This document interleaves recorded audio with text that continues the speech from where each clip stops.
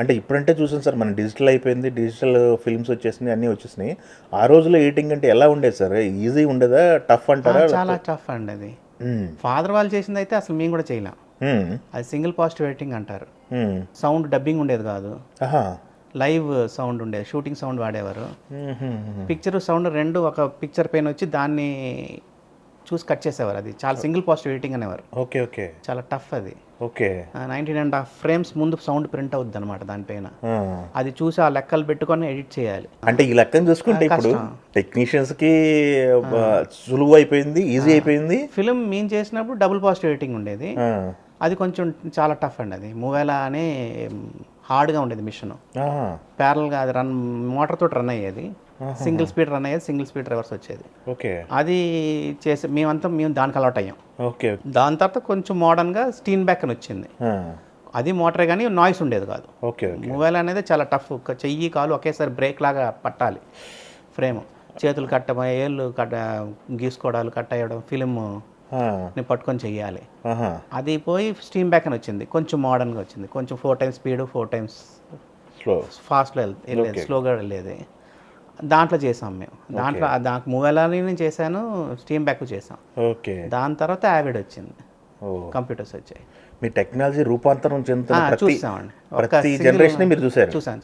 Single positive editing నేను చేయలేదు. అది బ్లాక్ అండ్ వైట్ ఆ టైంలో. ఓకే. అది నేను చేయలేదు, మా ఫాదర్ చేసేవారు. అది చేయలేదు కానీ మీరు సాక్ష్యం దానికి. నేను చూడలేదు, నేను బట్ విన్నాను. Okay okay. డబుల్ పాజిటివ్ ఇవన్నీ ఫిలిం నెగిటివ్ ఇవన్నీ మేము హ్యాండిల్ చేసినవి. ఓకే. అక్కడి నుంచి వచ్చిన వాళ్ళమే. ఇప్పుడు టెక్నాలజీ పెరిగిన తర్వాత టెక్నీషియన్స్కి కాస్త సులువైంది, ఆర్టిస్ట్లకి కాస్త సులువైందని చెప్పుకోవాలి. ఎందుకంటే అప్పుడు మీరు చెప్తున్న ఎడిటింగ్ పరిస్థితి చూస్తే ఫిల్మ్ ఉండేది, టేకులు పడకూడదు, అక్కడ ఆర్టిస్టులకి ఇబ్బంది. క్యాన్ 10,000 ఉండేది ఆ రోజుల్లో. 400 అంటే 4 minutes రన్ అయ్యేది. ఓకే. ఆ 4 minutesకి 10,000.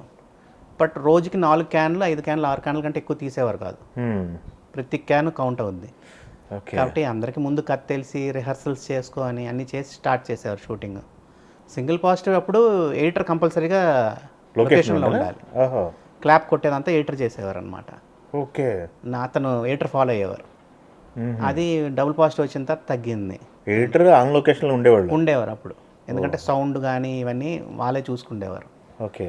పిక్చర్ అన్ని చూసుకుంటారు. అది ఫాదర్ వాళ్ళు చేశారు, నేను చేయలేదు. టెక్నీషియన్కి ఆ రోజుల్లో రెస్పెక్ట్ ఎలా ఉండేది? ఇప్పుడు ఆర్టిస్టులు రామారావు గారు, నాగేశ్వరరావు గారు ఎవరైనా సరే అంటే ఆ రోజుల్లో రెస్పెక్ట్ అంటే అందరికీ కథ తెలిసి ముందు కథ మెయిన్ అనుకుండేవారు, తర్వాత హీరోలకి వెళ్ళేవారు. ఇప్పుడులాగా హీరోలు ఓకే అంటే దాని ప్రకారం కథ రాయడం అనేది కాదు. ఓకే. మస్ట్గా ప్రొడ్యూసర్కి అందరికీ కథ తెలిసి ఆ కథనన్నీ కరెక్ట్ చేసుకొని బౌండెడ్ స్క్రిప్ట్ తోటి వెళ్ళేవారు. సో టెక్నీషియన్ కూడా విలువ ఉండేది, చాలా విలువ ఉండేది, రెస్పెక్ట్ ఉండేది. మీకు ఫస్ట్ అవకాశం ఇచ్చింది రాఘవేంద్ర గారు. అవునండి. రాఘవేంద్ర గారు సినిమాలని నాన్నగారు చేసేవాళ్ళ? లేదండి, సురేష్లో కూలీ నెంబర్ 1కి అంటే ఫాదర్ బిగినింగ్ రాఘవేంద్ర గారు ఫస్ట్ ఫిల్మ్స్ ఫాదర్ చేశారు. రాఘవేంద్ర గారు ఫాదర్ ఫిల్మ్స్ అన్ని ఫాదర్ చేశారు. ఓకే. ప్రేమ్ నగర్ ఇవన్నీ కేఎస్ ప్రకాష్ గారు. ఆయన ఫాదర్ అంటే చాలా ఇష్టం ఆయనకి. ఈ ఫాదర్ దగ్గర మీరు 7 years పనిచేసారు కదా, ఆ 7 years పనిచేసినప్పుడు ఆర్టిస్టులు కానీ ఆర్టిస్టులు తక్కువ అండి, డైరెక్టర్లు మెయిన్. డైరెక్టర్లు వచ్చి డైరెక్టర్లు కూర్చొని డైరెక్టర్లు ఏం కావాలో చేసేవారు. ఓకే అనుకున్న తర్వాత ప్రొడ్యూసర్కి చూపించేవాళ్ళం, ప్రొడ్యూసరు కరెక్షన్స్ ఏమని చెప్తే వినేవారు. ఓకే. అది ఏంటంటే డిస్కషన్ ఉండేది, ప్రాపర్ డిస్కషన్ ఉండేది, అలా ఉండేది.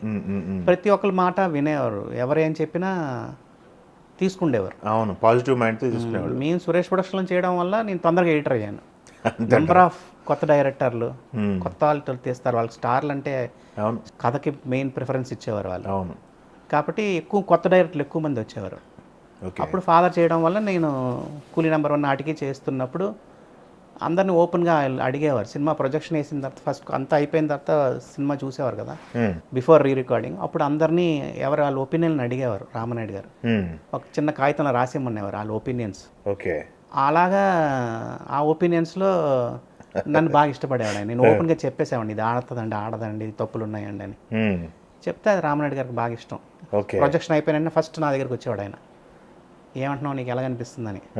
అది అలా నేను టేస్ట్ చేసి కూలీ నెంబర్ 1 నేను చెప్పింది రాఘవేంద్ర గారికి ఇష్టపడ్డాం, నచ్చి ఆయన కూలీ నెంబర్ 1కి నాకు హీరో క్యారెక్టరైజేషన్ నచ్చలేదు సార్ అన్న. అవునా? అమ్మాయిని సెడ్యూస్ చేయడం అనేది నాకు హీరో చేయవలసిన పని కాదు సార్, అది అమ్మాయికి కొంచెం మొత్తం మంది ఇచ్చి సెడ్యూస్ చేస్తాడు, అది హీరో అలాంటివి చేయకూడదు కదా సార్ అని నేను ఆర్గ్యూ చేశా. ఆ, అది ఆయనకి నచ్చింది. ఓకే. ఓపెన్గా మాట్లాడుతున్నామని.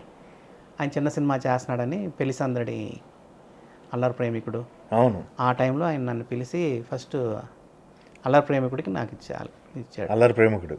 ఆ, ఓకే, సూపర్ సార్. అది ఆయన ఫస్ట్ ఫిలిం ఇచ్చాడు. అక్కడి నుంచి ఒక 10 సినిమాలు ఇచ్చారు వరుసగా ఆయన. సాహసుడి, సారకన్య, పెళ్లి సందడి అవును. వరుసగా చేశారు.